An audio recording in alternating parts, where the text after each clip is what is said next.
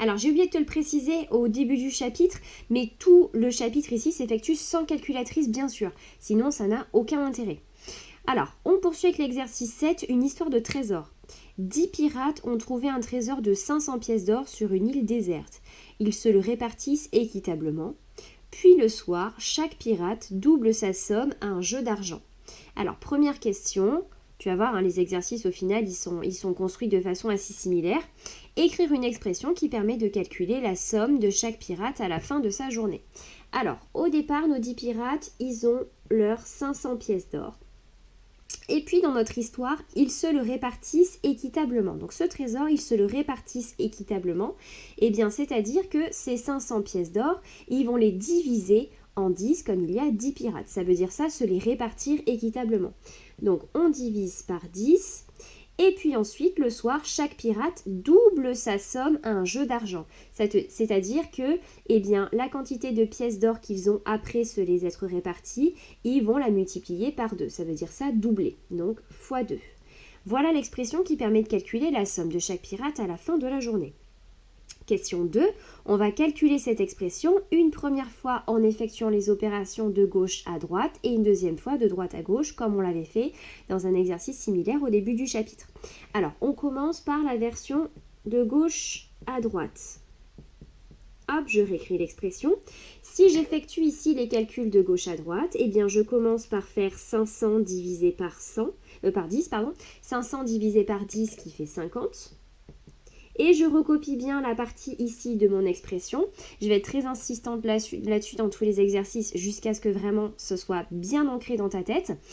Ici, en fait, je remplace juste 500 divisé par 10 par le résultat, c'est-à-dire 50. Mais il faut bien que je réécrive le x2 qui est derrière.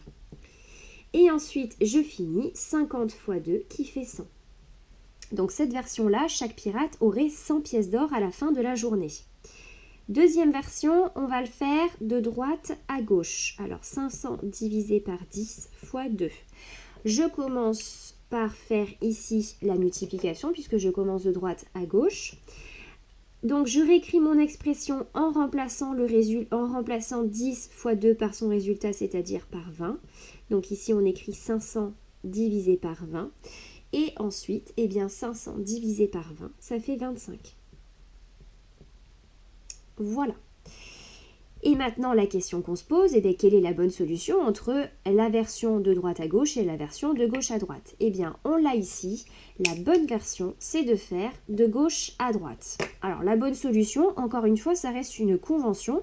C'est-à-dire que, au bout d'un moment, il a fallu statuer entre cette version et cette version-là, et on a choisi celle-ci. Donc, quand on sera amené ici, comme on l'a ici, avec des expressions qui ne contiennent seulement que des divisions et des multiplications, on fera les calculs de gauche à droite. On a tranché pour cette version-là, c'est ce qu'on a choisi, c'est une convention. Donc, petit exemple qui met en application la convention choisie. Ici, tu as une expression qui contient division et multiplication. On commence par faire les calculs de gauche à droite et pas les calculs de droite à gauche. Alors, pourquoi l'une et pas l'autre? On va réessayer, de reprendre la question 1 comme on l'avait fait dans un exercice précédemment. On va essayer de reprendre cette question dans le cas où les calculs s'effectueraient de droite à gauche et on va voir l'expression qu'on obtient. Alors, si la convention c'est on fait les calculs de droite à gauche, nous, comme nos pirates, ils commencent par se répartir leurs 500 pièces d'or par 10, ça veut dire que le calcul de droite doit être le 500 divisé par 10. Et ensuite, il faut qu'on écrive 2 fois 500 divisé par 10. Voilà. Et comme ça, en faisant de droite à gauche, j'ai bien commencé par faire mon 500 divisé par 10 et ensuite je fais x2.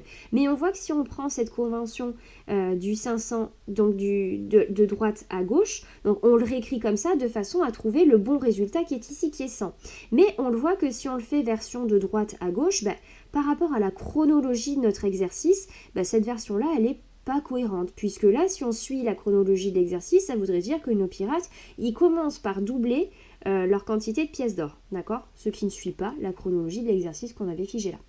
Donc, nouvelle convention d'écriture, nouvelle convention de calcul. Lorsque tu as des expressions qui contiennent uniquement des divisions et des multiplications, on calcule de gauche à droite, qui est la convention identique que celle qu'on a choisie quand on a une expression qui contient que des additions et des soustractions.